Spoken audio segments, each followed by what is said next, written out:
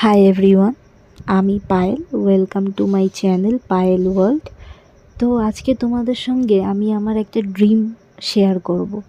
একটা motivational video হয়তো হতে পারে এটা তোমাদের জন্য হেল্পফুল, যেটা আমার প্রায় কলেজ লাইফ থেকেই ইচ্ছা ছিল একটা স্কুটি কেনার। কিন্তু সাধারণত ফ্যামিলি প্রবলেম বলতে আমার ফ্যামিলির লোক খুব ভয় পেত যদি স্কুটি, যেহেতু আমি সাইকেলও চালাতে পারি না, আমি যদি স্কুটি থেকে পড়ে যাই বা কিংবা পড়ে গিয়ে আমার যদি হাত পা ভেঙে যায়, এই ভয়ে আমাকে কিনে দিত না। তো আমি তাদের বলেছিলাম যে যেদিন আমি কিনতে পারবো তো সেই দিন আমি ঠিক কিনে নেব। তো গিয়ে আজ আমার কলেজ শেষ হয়েছে মোটামুটি 7-8 বছর আগে।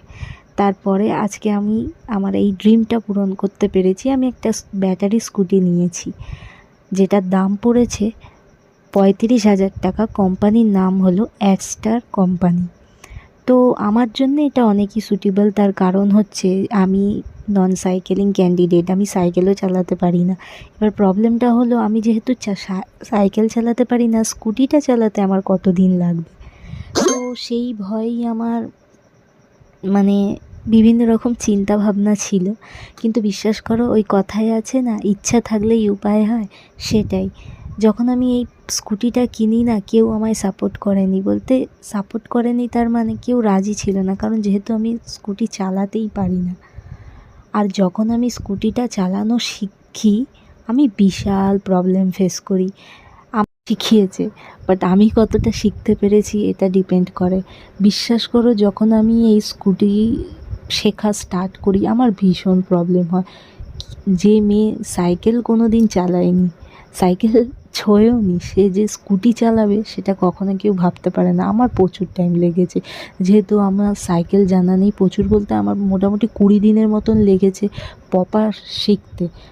প্রথম আমি অনেক প্রবলেম ফেস করেছি। প্রবলেম মানে একটা টাইমে আশেপাশের মানুষেরা এত বেশি ডিমোটিভেট করে দেয়, এত বেশি যে তোমার একটা টাইমের পর মনে হবে হয়তো আমি পারবোই না। প্রচুর আমি যখন শিখতে যাই আমার ভাইদেরকে বলতো, ও পারবে না, আগে সাইকেল চালানো শেখা, তারপরে ও স্কুটি চালাবে।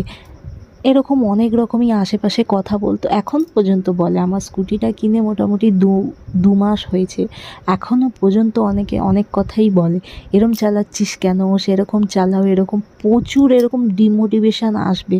কিন্তু জানো তো, একটা টাইমে আমিও খুব হতাশ হয়ে গাড়ি চালিয়ে এসে মন খারাপ করে বসে দেখতাম সত্যি কি আমি পারবো না। আগে আমি পা নিচে ফেলে চালাতাম, কেন আমি পা তুলে ব্যালেন্সটা আমার সহজে আসছিল না। আমার মনে হয় আমি গাড়ি নিয়ে পড়ে যাব। তো আমি হতাশ হয়ে বসে থাকতাম, শুধু ইউটিউবে বিভিন্ন রকম মোটিভেশনাল ভিডিওগুলি চালিয়ে দেখতাম যে কি দেখি যদি পারি। এরকম করতে করতে একদিন আমার একটা ভাসুরের ছেলে, ওকে নিয়ে পিছনে বসিয়ে আমি বললাম, চল এবারে তোকে নিয়েই আমি শিখব, তুই আমাকে একটু পিছনে বসিয়ে সাপোর্ট করবি, আমি এবারে শিখেই ছাড়বো। এই ভেবে আমাকে, তারপরেও অনেক লোক, যেখানে আমি শিখতে যেতাম, আমাদের এখানে একটা ফাঁকা জায়গা আছে, সেখানে আমাকে অনেক লোক ডিমোটিভেট করতো। এখনও কি শিখতে পারলে না বাবা, এতদিন হয়ে গেল এখনও শেখা হয়নি, বাবা তোমার দ্বারা হবে না, অনেকে অনেক কথা বলতো। কিন্তু কি জানো তো, আমি কারোর কথা কানে নিতাম না।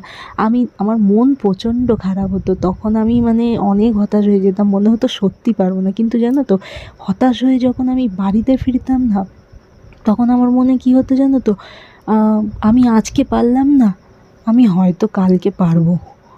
আমার তখন কালকে আমি যখন শিখতে যাব, তার আগেই আমার মনে হতো না আমি এক্ষুনি যাই, বাদ বাকি ঘর সংসারের কাজ পরে, আগে আমাকে শিখতে যেতে হবে। সে আমাকে ডিমোটিভেট করেছে, কিন্তু আমাকে মোটিভেট হতেই হবে, আমাকে শিখতে যেতেই হবে। কিন্তু জানো তো, অনেক প্রবলেম হয়েছে, আমি পড়ে গেছি, পা কেটে গেছে আমার, সে ব্যথায় ছটফট করেছি, 3-4 দিন গাড়ি চালাতে শিখতে যেতে পারিনি। কিন্তু তারপরও আমি গেছি, 3-4 দিন পরও উঠে আমি গেছি। সাথে ওই পুচকেটাকে পিছনে বসিয়ে, চল মেন রোডে যাব, তখন তুই আমাকে একটু গাইড করবি শুধু। আর বলতে গেলে ওই একটা বাচ্চা ছেলে আমার এই গাড়ি শিখতে আমাকে অনেক হেল্প করেছে, পিছনে বসেও আমাকে অনেক গাইড করেছে। যাই, কিন্তু আমি শিখেই ছেড়েছি। ওই কথায় আছে না, ইচ্ছা থাকলেই উপায় হয়, আর চেষ্টা সবসময় চালিয়ে যেতে হয়। সেই চেষ্টাই চালিয়ে গেছি। তখন আমার একটাই লক্ষ্য ছিল যে যেই স্বপ্নটা ছোটোবেলা থেকে দেখেছিলাম, যখন সেটা পূরণ করতে পেরেছি তখন সেটা শিখতেই হবে আমাকে, যেরকমভাবেই হোক। কিন্তু একটা টাইমে এত বেশি ডিমোটিভেট হয়ে গেছিলাম, আমি ভেবেছিলাম আমি হয়তো জিনিসটা শিখতেই পারবো না, কিন্তু আস্তে আস্তে চেষ্টা করে ঠিক আজকে এখন আমি ঠাকুরের আশীর্বাদে আর নিজের চেষ্টায় অনেকটাই সুন্দরভাবে, অনেকটাই ভালোভাবে চালাতে পারি। তো অনেকেই এমন থাকো তোমরা, তোমাদের মনে হয় যে এই যে আমরা যে জিনিসটা, শখের জিনিসটা কিনছি, সেটা কেনার পর আমরা হয়তো কোনো দিন শিখতেই পারবো না। বেশি তো আশেপাশের লোকেরা ডিমোটিভেট করে দেয়। তুমি যখন শিখতে বেরোবে তোমাকে 5 রকম কথা বলে এত বেশি ডিমোটিভেট করে দেবে যে তোমার আর কোনো কিছু ইচ্ছাই করবে না, বুঝেছো তো?